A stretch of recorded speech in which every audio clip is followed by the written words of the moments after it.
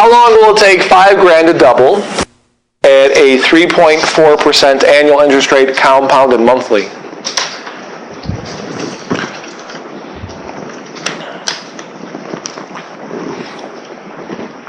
What formula would you use? Compound interest, yeah.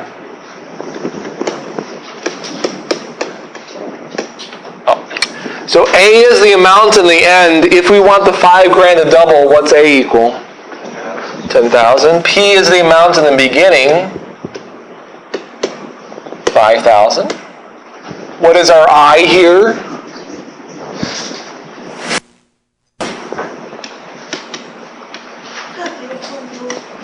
Over, which is 12. Good. Raised to the 12. Well, it's not 12th power. Remember, n is m times t. Do we know what t is? No. So 12t. T is the number of years. Okay. We do not know how to solve this by hand. We do not learn how to solve this until we hit chapter 10. So this problem we're going to do again in chapter 10. But in the meantime, we're going to learn how to solve it on our calculators. So bust out your calculator. What we're going to do is we're going to go into y equals. I'm going to clear out what we have there for my y1 and for my y2. It doesn't matter which two function you use, I'm just going to use the first ones. Please make sure that none of your plots are highlighted. They shouldn't be. So it should look pretty much just like that. For your y1, we're going to type in 10,000. Because that was what we had on the left-hand side of our equation. And then for y2, I'm going to enter in the right-hand side of the equation. Now, notice we do not know what that exponent is, so I need to write 12x in this case in parentheses. If we do not put the 12x in parentheses, it's only going to raise it to the 12th, then multiply everything by x. Also notice, we can't put a t like there is in the formula, we'd have to put an x. The calculator would not understand what lowercase t is. Doesn't like it, it scares them. So what we're going to do is we're going to graph both of these, not yet. You know, you're excited to hit that button. But we're going to see where these two equations intersect. And wherever they intersect would give us our value for x. But before we do that, we had to set up our window.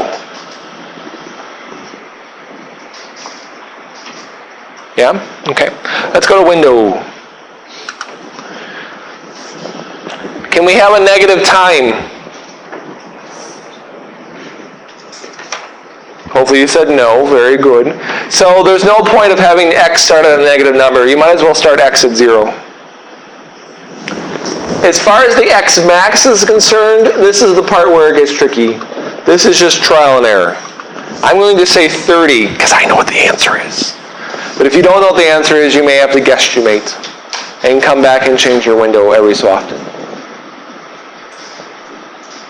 The scale, it doesn't matter, but if we're going from 0 to 30, it's going to make 30 tick marks, which is going to make the line really thick. So why don't we just make it 5? Yeah, count by 5s. The y's, on the other hand, well, since this equals 10,000 is one of the equations, then we have to make sure that our y's are centered around 10,000. So the y max looks good at 11,000. Why don't I just make the y min 9,000? So that's another one that's we know where it should be. It's the x max that we don't know what it should be. So y scale 1,000. Y scale 1,000, that looks good. And now if we hit graph, you'll first see a horizontal line, which is the y equals 10,000. And here comes the right-hand side. Boop. And that's the other equation, the 5,000 times the quantity 1 plus blah, blah, blah. So now what we're going to do is find where they intersect. So we're going to go to second, calc,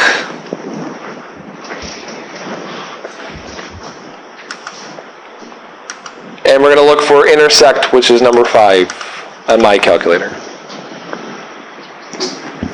And hit enter. The calculator asks you 3 things. First curve. Well, we only have 2 curves. So just hit enter on the first curve. And then it says second curve. Again, just hit enter. So basically you're marking which of the 2 equations you're trying to look for an intersection of. And then after you do the second equation, it'll say guess. What you can do here is you can move your cursor, if you want, to where they overlap, and hit enter. It really will not benefit us because they only intersect once. If they intersected more than once, we would actually need to guess. So remember, x in this case represents the number of years. So for how many years will it take for it to double? Yeah, 20.41, 42 if you round. So it'll take 20.42 years. So again, we do not know how to do that algebraically. We learned that in chapter 10. So we're going to see this problem again later on.